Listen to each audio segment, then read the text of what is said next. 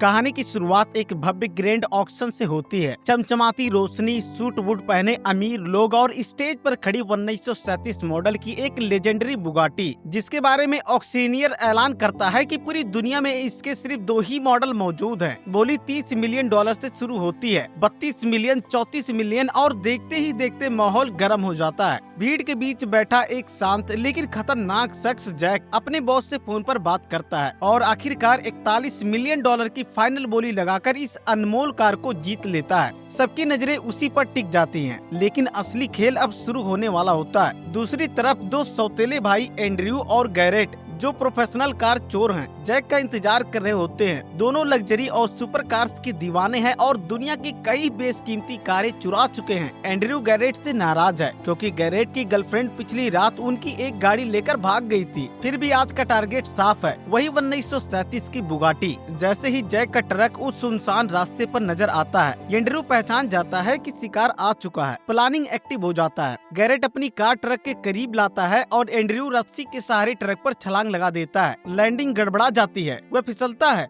लेकिन आखिरी पल में ट्रक को पकड़ लेता है। गैरेट तुरंत कार पास लाकर उसे संभालता है। एंड्रयू पहले गैरेट की कार पर कूदता है, फिर दोबारा ट्रक की छत पर चढ़ जाता है। उधर गैरेट ट्रक के सामने कार लगाकर रास्ता रोकने लगता है। जैक समझ जाता है कि यह साधारण लुटेरे नहीं है। वह ड्राइवर के सिर पर बंदूक तानकर आदेश देता है, सामने वाली कार को टक्कर मारो। ट्रक कई बार गैरेट की कार को हिट करता है। हालात बेकाबू हो जाते हैं। तब गैरेट आखिरी दांव खेलता है। वह अपनी कार घुमाकर ट्रक के सामने आकर अचानक ब्रेक लगाता है। ट्रक टकराता है और उसकी रफ्तार धीमी हो जाती है। जैक गुस्से में गोलियां चलाता है, लेकिन कुछ ही पलों में उसकी मैगजीन खाली हो जाती है। यही मौका था। गैरेट ट्रक पर चढ़कर ब्रेक की वायर काट देता है। एंड्रयू ट्रक का दरवाजा खोलता है और दोनों अंदर पहुंच जाते हैं। वे जल्दी से बुगाटी में बैठकर उसे स्टार्ट करने की कोशिश करते हैं। दूसरी तरफ ब्रेक फेल होने की वजह से ट्रक बेकाबू हो जाता है। जैक कूदकर खुद को बचाता है। आखिरकार इंजन गरजता है और दोनों भाई उस रिपेयर बुगाटी के साथ फरार हो जाते हैं। पीछे ट्रक पलटकर तबाह हो चुका होता है। इतनी बड़ी चोरी के बाद जश्न बनता था। वे अपने दोस्त स्टेफनी के पास पहुंचते हैं, जो उनकी टीम का हिस्सा है, लेकिन खुशी की जगह उससे गुस्सा आता है। वह एंड्रयू को जोरदार थप्पड़ मारती है। मुझे साथ क्यों नहीं लिया? एंड्रयू मुस्कुराते हुए वादा करता है, अगली चोरी में तुम साथ होगी। अगले दिन वे बुगाटी को बेचने के लिए जिमी के पास जाते हैं, वही शख्स जिसने उन्हें यह काम दिया था। मगर इस बार जिमी साफ मना कर देता है। उसे पता चल चुका होता है कि यह कार किसी आम आदमी की नहीं, बल्कि एक बेहद खतरनाक और ताकतवर इंसान की है। गैरेट पैसे की मांग करता है, लेकिन जिमी इशारा करता है और उसके आदमी दोनों भाइयों को पकड़ लेते हैं। जबरदस्त मारपीट होती है, मगर संख्या ज्यादा होने की वजह से एंड्रयू और गैरेट बेहोश कर दिए जाते हैं। जब उन्हें होश आता है, वे खुद को कुर्सी से बंधा हुआ पाते हैं। उनके सामने खड़ा होता है बुगाटी का असली मालिक मारियर। मारियर एक बेहद ताकतवर और खतरनाक बिजनेसमैन है, जिसने गरीबी से उठकर अपराध की दुनिया में अपना साम्राज्य खड़ा किया। वह बताता है कि यह कार उसके लिए सिर्फ मशीन नहीं, उसकी पहचान है। गुस्से में वह जिमी को सबके सामने मार देता है ताकि सबको सबक मिल सके। फिर वह दोनों भाइयों को एक विशाल गैराज में ले जाता है, जहां दुनिया की सबसे रेयर और लेजेंडरी कारों का खजाना सजा होता है। एंड्रयू और गैरेट की आंखें चमक उठती है। उनके लिए यह जगह किसी स्वर्ग से कम नहीं। मारियर अपनी गन रिलोड करता है। वह उन्हें मारने ही वाला होता है, तभी गैरेट दिमाग से खेलता है। वह कहता है कि वे उसके लिए इससे भी ज्यादा कीमती एक रेयर फरारी चुरा सकते हैं। एंड्रयू उस अमीर आदमी की कहानी छेड़ता है, जो बचपन से ऐशो आराम में पला और जिसके पास दुनिया की सबसे अनमोल फरारी है। मारियर की उंगली ट्रिगर पर टिकी रहती है, लेकिन अब उसके चेहरे पर गुस्से की जगह दिलचस्पी दिखाई देने लगती है। अब कहानी एक नए किरदार की तरफ मुड़ती है। मैक्स। मैक्स कोई आम अमीर लड़का नहीं था। सिर्फ 15 साल की उम्र में उसने यूनिवर्सिटी ज्वाइन कर ली थी और MBA पूरा कर लिया था। वह बाकी स्टूडेंट से 7 साल छोटा था, लेकिन दिमाग, प्लानिंग और फैसले लेने में सबसे आगे। बचपन से ही उसे बिजनेस की समझ थी। जैसे जैसे वो बड़ा हुआ, उसने अपने परिवार के बिजनेस को अपने अंदाज में चलाना शुरू कर दिया। 30 साल की उम्र तक पहुँचते पहुँचते उसका बाप बूढ़ा हो चुका था और उसने पूरा बिजनेस एम्पायर मैक्स के हवाले कर दिया। उसी दिन उसके पिता ने उसे एक खास तोहफा दिया, 1962 मॉडल की एक यूनिक फरारी। दुनिया में उसका सिर्फ एक ही मॉडल था और उसकी कीमत करोड़ों डॉलर से भी ज्यादा थी। यह सिर्फ कार नहीं थी, मैक्स की शान और उसकी पहचान थी। यहीं से एंड्रयू अपना असली दांव खेलता है। वह मारियर से कहता है, हम मैक्स की यही फरारी चुराएंगे। दरअसल मैक्स और मारियर पुराने दुश्मन दुश्मन थे। मारियर बताता है कि मैक्स की वजह से उसे मिलियन का नुकसान हुआ है। वह बदला लेना चाहता है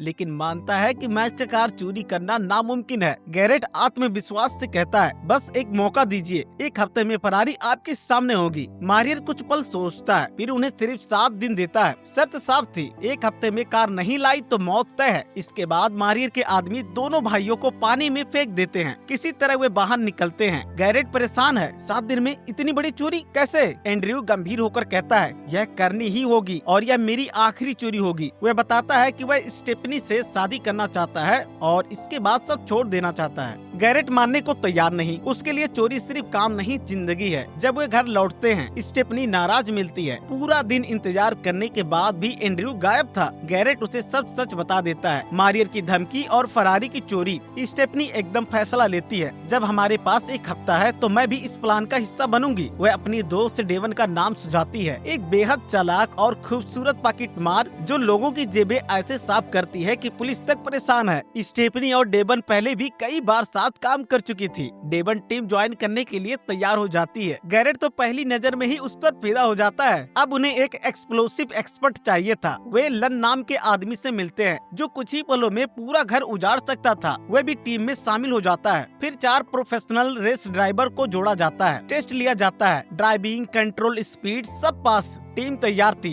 हर सदस्य का रोल तय किया जाता है, हर गलती की कीमत जान। लेकिन तभी एक नया ट्विस्ट आता है। जब वे अपार्टमेंट लौटते हैं, एक अनजान आदमी उनका इंतजार कर रहा होता है। एंड्रयू बेसबॉल बैट उठाता है, कौन हो तुम? वह खुद को लॉरेंट बताता है, मारियर का कजन। लॉरेंट कहता है कि उसे मारियर ने भेजा है नजर रखने और मदद करने के लिए। वह बताता है कि वह मैक्स के सर्कल में काम करने वाले एक आदमी को जानता है, कोहन मैक्स के सारे काले धंधे संभालता है। अगर वह साथ दे तो मैक्स के सीक्रेट गैराज तक पहुंचना आसान हो सकता है। टीम कोहन से मिलती है। पहले वह साफ मना कर देता है, लेकिन स्टेफनी बीच में आती है। ये दुनिया के बेस्ट ड्राइवर्स हैं। कोहन शर्त रखता है, ड्राइविंग टेस्ट। पहला टेस्ट, कार को घुमाते हुए बीच में रखी बोतल को गिराए बिना कंट्रोल रखना। गैराट पास हो जाता है। दूसरा टेस्ट और भी खतरनाक, चलते हुए प्लेन को कार से रोकना। एंड्रयू हैरान, लेकिन कोहन साफ कहता है, अगर ये नहीं कर सके तो मैक्स को भूल जाओ। वे एयरपोर्ट की तरफ बढ़ते हैं। पुलिस पीछा करती है, लेकिन उनकी ड्राइविंग इतनी खतरनाक और सटीक होती है कि पुलिस की गाड़ी एक एक कर क्रैश हो जाती है। फुल स्पीड में वे रनवे पर पहुंचते हैं। प्लेन टेक ऑफ करने ही वाला होता है। गैराट कार को सीधे इंजन की तरफ ले जाता है। जबरदस्त टक्कर, जोरदार धमाका, इंजन तबाह, प्लेन रुक जाता है। कोहन शॉक्ड रह जाता है। वह बताता है, यह एयरपोर्ट और प्लेन सब मैक्स का है, अब पीछे हटना नामुमकिन है। वे सीधे मैक्स के मेंशन पहुंचते हैं। मैक्स उन्हें ठंडी नजरों से देखता है, तुम जानते भी हो किससे पंगा लिया है, मेरा प्लेन तबाह कर दिया। गैरेट मुस्कुराता है, अगर आप हमारे साथ काम करें तो इससे कहीं ज्यादा कमा सकते हैं। एंड्रयू पूरे कॉन्फिडेंस से कहता है, हम आपके लिए दुनिया की सबसे रेयर कारें ला सकते हैं। कमरे में सन्नाटा छा जाता है। मैक्स की आंखों में गुस्सा नहीं, दिलचस्पी झलकती है। अब खेल और बड़ा होने वाला था। मैक्स कुछ देर तक एंड्रयू और गैरेट को गौर से देखता रहता है। उनके बोलने का आत्मविश्वास, बॉडी लैंग्वेज और निडर रवैये उसे प्रभावित कर देता है। आखिरकार वे अपनी तबाह हुए प्लेन का नुकसान नजरअंदाज करते हुए उनके साथ काम करने के लिए तैयार हो जाता है। उसी वक्त लॉरेंट बातचीत को दूसरी दिशा में मोड़ देता है। वह मुस्कुरा कर कहता है कि उसे रेयर कारों का बहुत ही शौक है और अगर मुमकिन हो तो मैक्स अपनी प्राइवेट कलेक्शन दिखा दे। मैक्स चौंक जाता है, इतनी अंदर की बात लॉरेंट को कैसे पता? वह जानता है कि लॉरेंट मारियर का कजन है, इसलिए पहले मना कर देता है। लॉरेंट झूठी कहानी सुनाता है कि वह मारियर से नफरत करता है क्योंकि मारियर उसके साथ नौकरों जैसा व्यवहार करता है। वह दावा करता है कि वह मारियर को बर्बाद होते देखना चाहता है। कुछ सोचने के बाद मैक्स उसे एक मौका देता है और सबको अपने सीक्रेट गैराज में ले जाता है। गैराज का दरवाजा खुलते ही सबकी सांसें थम जाती हैं। दुनिया की सबसे रेयर और कीमती कारें एक कतार में खड़ी थी। वहीं 1962 की यूनिक फरारी भी मौजूद थी, वही कार जिसे मारियर के लिए चुराने की डील हो चुकी थी। लेकिन एंड्रयू की नजर कारों पर नहीं, मैक्स पर थी। वह शीशे में रिफ्लेक्शन के जरिए देख लेता है कि मैक्स सिक्योरिटी कोड कैसे डालता है। वापस लौटकर वह चुपके से वह कोड स्टेफनी को दे देता है। कुछ देर बाद एंड्रयू और लॉरेंट के बीच बहस छिड़ जाती है। एंड्रयू को उस पर जरा भी भरोसा नहीं। उसे डर है कि लॉरेंट कहीं उनकी हर बात मारियर तक ना पहुंचा दे। तभी नया झटका मिलता है। अपार्टमेंट में पहुंचते ही 2 इंटरपोल ऑफिसर उनका इंतजार करते मिलते हैं। वे बताते हैं कि यूरोप यूरोप में हो रही रेयर कार चोरी की जांच में हर बार दो भाइयों का नाम सामने आता है, एंड्रयू और गैरेट। जाते जाते वे चेतावनी देते हैं, अगली बार सबूत के साथ आएंगे। अब हालात और खतरनाक हो चुके थे। एक तरफ मैक्स और मारियर, दूसरी तरफ इंटरपोल। एंड्रयू पहली बार घबराया हुआ दिखता है, उसे बड़ी टीम पर निर्भर रहना पसंद नहीं। गैरेट उसे समझाता है, टीम पर भरोसा रखो, हम निकल जाएंगे। उधर स्टेफनी मार्केट में होती है। अचानक जैक चुपचाप उसके पीछे आ जाता है और उसे अगवा करने की कोशिश करता है। स्टेफनी तुरंत दिमाग लगाती है, जानबूझकर एक सेब उठा लेती है। दुकानदार के पास आते ही वे मौका पाकर भागती है, लेकिन सामने से एक और आदमी आ जाता है। दोनों मिलकर उसे पकड़ लेते हैं। इधर एंड्रयू और गैरेट पर मारियर के गुंडे फायरिंग करते हैं। किसी तरह बचकर वे घर पहुंचते हैं, जहां डेबन बताती है कि स्टेफनी का किडनैप हो चुका है। यह सुनते ही एंड्रयू का गुस्सा फट जाता है। वह सीधे मारियर के मेंशन पहुंचता है, जैक को बुरी तरह पीट देता है, मगर मारियर गन निकाल लेता है। अगर अपने दोस्त को जिंदा देखना चाहता है तो मेरे साथ चलो। वह उसे गैराज में ले जाता है। स्टेफनी एक स्टार्ट गाड़ी के नीचे बंधी होती है। ऊपर लटका भारी पहिया किसी भी पल गिर सकता था। मारियर ठंडी आवाज में कहता है, उसे बचाना है तो मैक्स की फरारी मेरे लिए चुराओ, अपना प्लान भी बताओ और अपनी पूरी टीम से मिलवाओ। एंड्रयू मजबूरी में हामी भर देता है। कल सुबह अगले दिन में मारियर को पूरी टीम से मिलवाता है और प्लान बताता है। पहले बुलडोजर चुराएंगे, फिर पुलिस की गाड़ियाँ और यूनिफॉर्म। डेबन मैक्स को कॉल करेगी कि पुलिस रेड होने वाली है। मैक्स घर छोड़ देगा और हम फरारी ले उड़ेंगे। लेकिन तभी आसमान से हेलीकॉप्टर की आवाज गूंजती है। मैक्स अपने आदमियों के साथ उतरता है। वह मारियर के पास जाकर कहता है, मुझे पता है कि तुम मेरी कार के पीछे हो, जो भी प्लान है मैं तुमसे 10 कदम आगे हूँ। यह कहकर वह चला जाता है। मारियर गुस्से से तमा उठता है। वह एंड्रयू से कहता है, कल कार चाहिए और मैं खुद लेने आऊंगा। लॉरेंट को भी टीम पर नजर रखने का आदेश दिया जाता है। रात को अचानक वही इंटरपोल ऑफिसर फिर से आ जाते हैं। उन्हें शक है कि कुछ बड़ा होने वाला है। सिचुएशन संभालने के लिए एंड्रयू और लॉरेंट नकली लड़ाई शुरू कर देते हैं। एंड्रयू उसे जोरदार मुक्के मारता है। ऑफिसर्स बीच बचाव करते हैं और चले जाते हैं। गुस्से में लॉरेंट स्टेफनी पर हाथ उठाता है, लेकिन स्टेफनी चालाकी से उसी दौरान कमरे की चाबी चुरा लेती है। अगले दिन मारियर मीटिंग पॉइंट पर पहुंचता है, मगर वहां इंटरपोल ऑफिसर उसे सवालों में उलझा लेते हैं। उधर असली खेल शुरू हो चुका था। एंड्रयू की पूरी टीम तैयार थी, लेकिन असली ट्विस्ट अब सामने आता है। वह मैक्स की नहीं, मारियर की रेयर कारें चुराने वाले थे।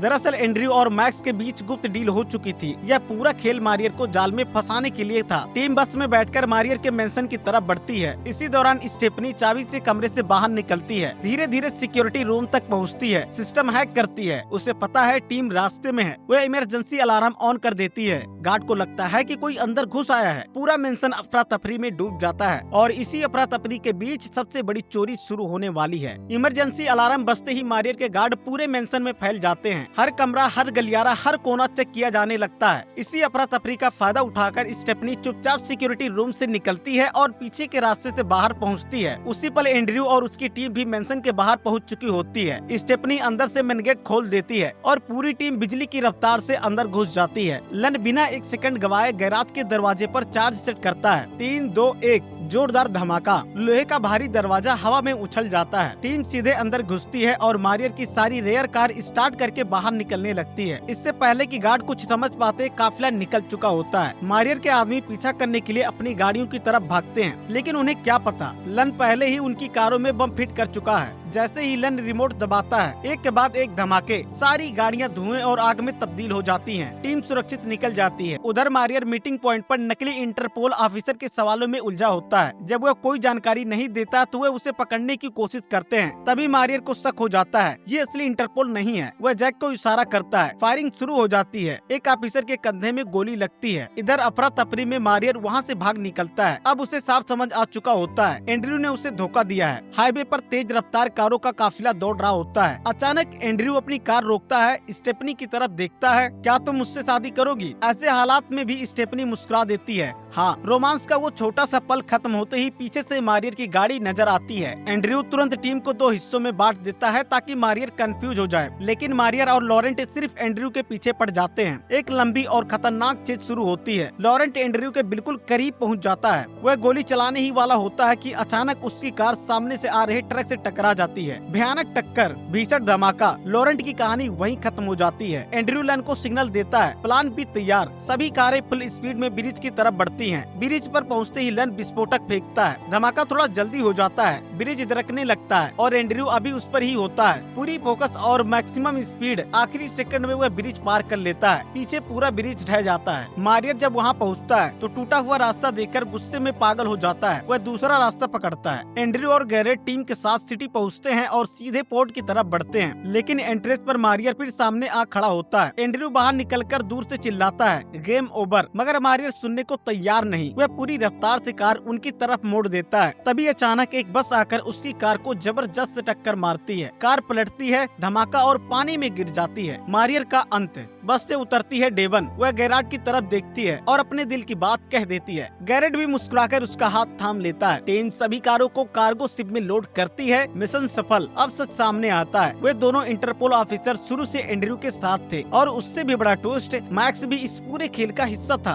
असल प्लान बुगाटी चुराना नहीं था, बुगाटी सिर्फ एक चारा थी मारियर को जाल में फंसाने के लिए। लेकिन कहानी यहीं खत्म नहीं होती। कुछ दिनों बाद डेवन 1962 की वही फरारी लेकर आती है जिसकी कीमत $50 मिलियन से भी ज्यादा है। दरअसल एंड्रयू ने पहले ही डेवन को मैक्स के गैराज का सिक्योरिटी कोड दे दिया था। डेवन ने एक अलग टीम के साथ मैक्स की सबसे कीमती फरारी साफ कर दी जो मारियर की कारों से भी ज्यादा महंगी थी। तो यहीं पर वीडियो को लाइक करें, चैनल को सब्सक्राइब करें। मिलते हैं एक और दमदार कहानी के साथ, तब तक के लिए बाय बाय।